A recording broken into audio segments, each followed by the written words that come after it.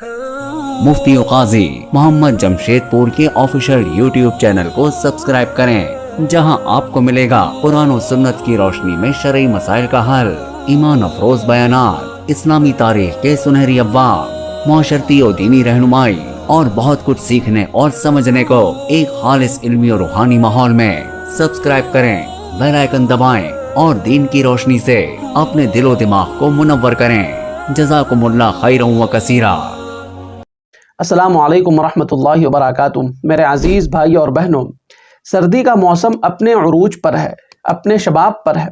सुबह शाम की ठंडक में हम सब अपने पाँव को सर्दी से बचाने के लिए, महफूज रखने के लिए मुख्तलिफ़ चीज़ों का इस्तेमाल करते हैं। कोई खुफ़ैन पहनता है, कोई मोज़ा पहनता है, कोई आम जुराबे पहनता है और अक्सर लोग इन्हीं चीज़ को पहनकर वज़ू के वक्त इन पर मसा भी कर लेते हैं। लेकिन यहाँ एक नहायत अहम मसला सामने आता है कि इस पर मसाह करना ये किन सूरतों में जायज़ है और किन सूरतों में जायज़ नहीं है। किन मौज़ों को पहनकर हम उस पर मसाह कर सकते हैं और किस पर नहीं, क्योंकि शरीयत मुतहरा ने मसाह की इजाज़त ज़रूर दी है, मगर हर पहल ली जाने वाली चीज़ उस पर मसाह नहीं कर सकते। यही वजह है कि इस मसला में बहुत से लोग लाइल्मी, गलत फहमी का शिकार हो जाते हैं। बाज़ औक़ात ऐसी चीज़ को सुन्नत समझ लेते हैं जो दर हकीकत सुन्नत नहीं होती। इसलिए हम ये जानेंगे कि किन मौज़ों, किन जुराबों पर मसाह जायज़ है और किन पर नहीं, ताकि हमारा वज़ू भी दुरुस्त हो, इबादत भी सही हो और हम सहूलत के नाम पर शरीयत के हुदूद से तजावुज़ ना करें। सबसे पहले ये बात आप समझ लें कि मसा अलल खुफ़ैन यानी मौज़ों पर मसा करना कुरान और हदीस से साबित है और बिल इत्तिफाक जायज़ है।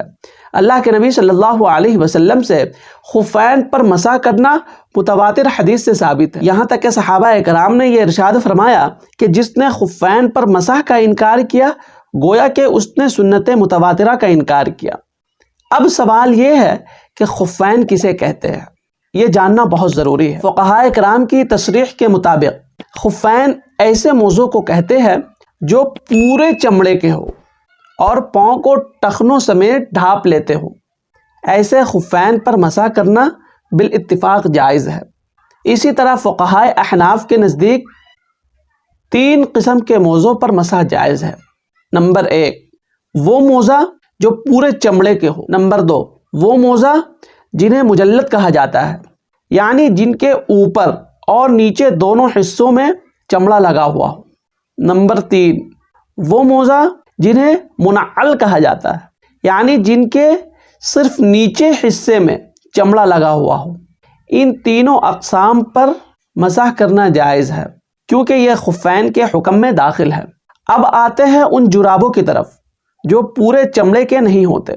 फ़ुक़हा कराम ने बड़ी वजाहत के साथ फरमाया है कि हर जुराब पर मसाह जायज़ नहीं है, बल्कि उन जुराबों पर मसाह जायज़ है जिनमें 3 बुनियादी शर्त पाई जाती हो। पहली शर्त यह है कि जुराबें इतनी मोटी और गाढ़ी हो कि अगर उस पर पानी डाला जाए तो वो छनकर पाँव तक ना पहुंच सके, क्योंकि खुफ़ैन की असल सिफत यही है कि वो पानी को रोकने वाले होते। दूसरी शर्त यह है कि वो जुराबें इतनी मजबूत हो कि आदमी बग़ैर जूते पहनकर उनमें कम अज़ कम 3 मील पैदल चल सकते हो और चलने में वो फटे ना और ना ही ख़राब हो। तीसरी शर्त यह है कि वो जुराबें किसी चीज़ से बांधे बग़ैर अपनी सख्ती और मोटाई की वजह से पिंडली पर खुद कायम रह सकता हो, और यह कायम रहना कपड़े की तंगी या चुस्ती की वजह से ना हो, बल्कि मादे की मजबूती की वजह से हो। अगर किसी जुराब में ये तीनों शर्तें पाई जाए तो फ़ुक़हा अहनाफ के नज़दीक इन पर मसाह जायज़ है, क्योंकि ऐसी जुराबें माना के एतबार से खुफ़ैन के मुशाबहत हो जाती है।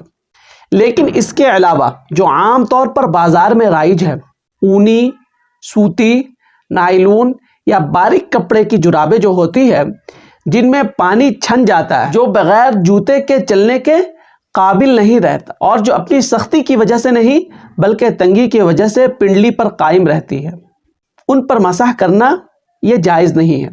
किसी भी इमाम के नज़दीक نہ ہی امام ابو حنیفہ، نہ امام مالک، نہ امام شافعی اور نہ امام احمد بن حنبل، کسی کے یہاں یہ جائز نہیں ہے۔ لہذا پوری بات کا خلاصہ یہ ہے کہ ہر موزہ یا ہر جراب خفین نہیں بن جاتی۔ شریعت نے مسح کی اجازت سہولت کے لیے دی ہے، مگر اس سہولت کو حدود کے اندر رکھنا ہے۔ جو چیز خفین کے قائم مقام ہو اسی پر مسح جائز ہے، اور جو خفین کے اوصاف پر پوری طرح نہ اترے اس پر مسح کرنا درست نہیں ہے۔ میرے عزیز، میں امید کرتا ہوں کہ پورے مسئلے کو آپ بخوبی سمجھ گئے ہوں گے، اچھے طریقے سے سمجھ گئے ہوں گے۔ یہ بہت اہم مسئلہ تھا جو میں نے آپ تک شیئر کیا۔ اب آپ کی ذمہ داری ہے کہ اس کلپ کو دوسروں تک شیئر کیجئے، تاکہ جو لوگ تشویش میں ہیں، جنہیں یہ مسائل معلوم نہیں ہے کہ کن موضوع پر مسح جائز ہے اور کن موضوع پر مسح جائز نہیں ہے، وہ تمام لوگ اس مسائل سے واقف ہو سکے۔ اس ویڈیو کو رشتہ داروں میں، دوست احباب میں، گروپس میں، سوشل میڈیا کے تمام پلیٹ فارم پہ شیئر کیجئے۔ دین کی بات ہے، دین کی بات کا پھیلانا صدقہ جاریہ اور بہت بڑا اجر اور ثواب کا کام ہے۔ السلام علیکم ورحمۃ اللہ وبرکاتہ۔